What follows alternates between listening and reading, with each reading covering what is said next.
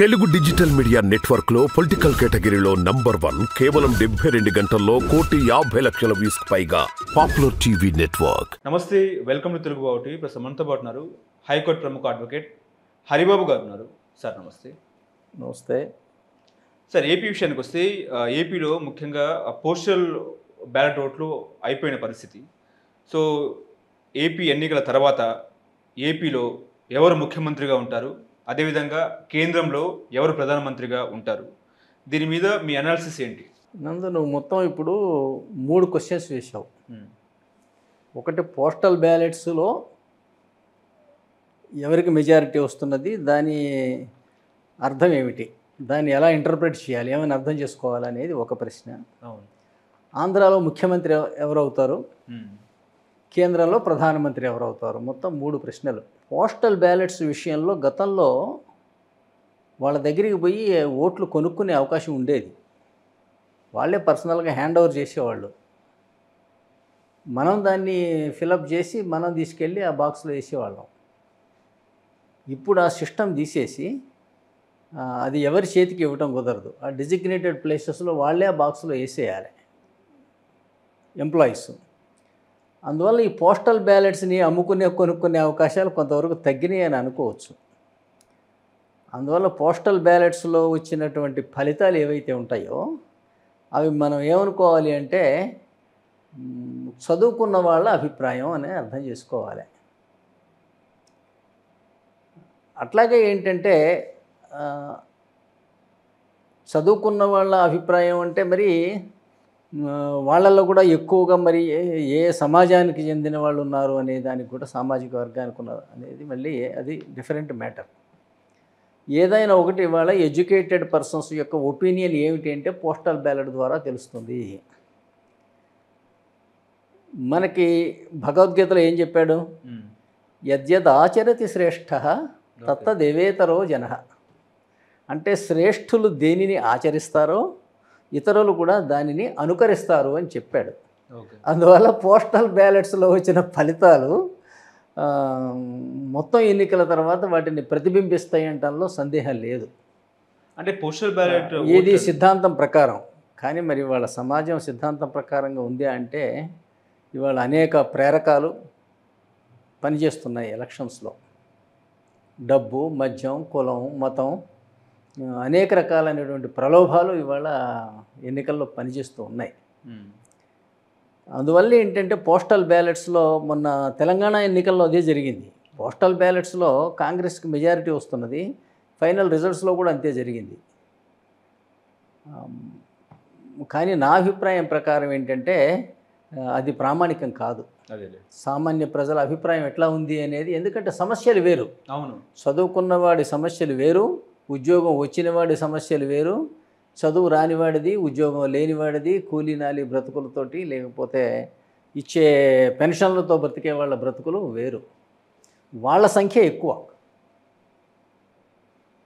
అందువల్ల ఇక అక్కడ రిజల్ట్స్ ఎట్లా ఉంటాయంటే నేను మీకు చెప్తాను కదా. అంటే ఒకరేమో అభివృద్ధి నినాదం తీసుకుంటారు, ఇంకొకరేమో సంక్షేమం నినాదం తీసుకుంటారు. కానీ మీరు ఒకటి గుర్తుపెట్టుకోండి కదా, అంటే అభివృద్ధి, కానీ అభివృద్ధి అంటే ఏమిటి? అది ఎవరి సొంత సొమ్ము, జేబు నుంచి ఇచ్చే సొమ్ము కాదు. అది మన పౌర హక్కు, మనం కట్టే పన్నుల నుంచి వస్తుంది. అది మనం పన్నులు కట్టకపోతే అభివృద్ధి ఎక్కడి నుంచి ఉంది? అందువల్ల మన డబ్బుని ఖర్చు పెట్టడమే అభివృద్ధి. ఈ అభివృద్ధిని ఎంత నిజాయితీగా చేశాడు అనేది మనం చూడాలి. అభివృద్ధి అనేది సొంత అభివృద్ధికి కూడా వాడుకున్నాడా? ఎందుకు అంటే మరి అధికారులకి కాంట్రాక్టర్లకి మధ్య జరిగే భాగవతమే అభివృద్ధి వాళ్ళు అట్లా తయారైంది. అందువల్ల ప్రజలు ఏంటంటే అది కూడా చూస్తారు. ఎంత నిజాయితీగా చేశావు నువ్వు అభివృద్ధి, మాకెంత ఇచ్చావు, నువ్వు సొంతానికి ఎంత అభివృద్ధి చేసుకున్నావు అనేది కూడా ఇవాళ చూస్తున్నారు. అట్లాగే సంక్షేమం కూడా అంతే. ఎక్కడి నుంచి ఇస్తున్నారు? మనం కట్టే పన్నుల నుంచే ఇస్తారు.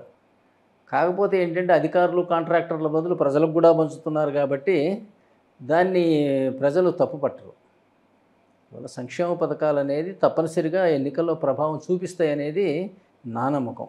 ఓకే, అంటే పోస్టల్ బ్యాలెట్ ఓట్లని మనం అట్లాగే మళ్ళీ మీకు ఆంధ్రప్రదేశ్ ఎన్నికల ముఖ చిత్రం అసలు వేరు, మీకు తెలంగాణలో ముఖ చిత్రం వేరు. ఓకే, ఇక్కడ డామినెంట్ కమ్యూనిటీ అనేది ఒకటే ఉంది. రెడ్డి అనేదే ఇక్కడ డామినేటింగ్ కమ్యూనిటీ. వాళ్ళు కాంగ్రెస్లో ఉన్నంత కాలం ఒక మొసలి నీళ్లలో ఉంటే ఎంత బలం ఉంటుంది, ఏనుగును పట్టుకోగలుగుతుంది. అట్లాగే రెడ్డిస్ కాంగ్రెస్లో ఉన్నంతసేపు వాళ్ళకి అంత బలం. వాళ్ళని పదవి నుంచి తొలగించడం అనేది మామూలు వాళ్ళకి సాధ్యం కాదు. ఇది ఒక్కసారి ఎప్పుడో 1981లో ఎన్టీ రామారావు గారు, 82 ఎన్టీ రామారావు, అది ఆయన మరొక బలమైన సామాజిక వర్గానికి చెంది ఉండటం, అట్లాగే పెద్ద పేరు ప్రఖ్యాతులు ఉన్నటువంటి నటుడై ఉండటం, మొట్టమొదటిసారి అలాంటివి జరగటం వల్ల ఏంటి అంటే ఆ ప్రభంజనం వచ్చి కాంగ్రెస్ పార్టీని పడగొట్టడం జరిగింది. అట్లా అది మరి తెలంగాణ లాంటి చోట అయితేనే ఇప్పుడు సాధ్యం కాదు. అట్లాగే ఆంధ్రాలో వచ్చేసరికి మాత్రం రెండు ఇంచుమించు సమానమైనటువంటి బలం ఉన్నటువంటి పార్టీలు, సామాజిక వర్గాలు. ఇవాళ పార్టీలకి మీరు ఇష్టం వచ్చిన పేరు చెప్పండి, నేను ప్రాంతీయ పార్టీ మీరు పేరు చెప్పండి, దాని కులం ఏంటో కుటుంబం ఏంటో నేను చెప్తా. TDP, Kamma, Janasena, Kapu, YSRCP, Reddy, that's all.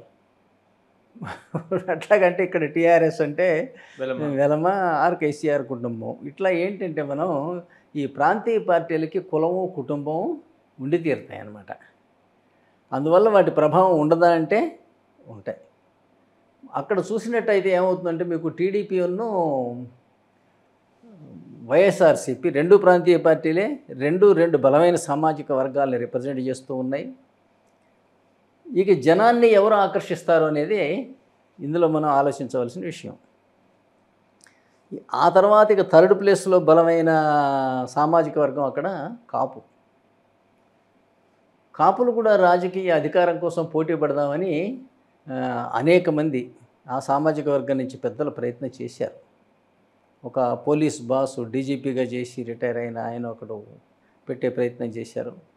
తర్వాత దాసనారాయణరావు గారు ఒక ప్రయత్నం చేసినట్టుంది, చిరంజీవి గారు ఒక ప్రయత్నం చేశారు. చేసి కూడా ఏంటంటే వాళ్ళల్లో ఈ కమ్మ అండ్ రెడ్డి మధ్య ఉన్నటువంటి రాజకీయ చైతన్యం కానీ ఐక్యత కానీ లేదు.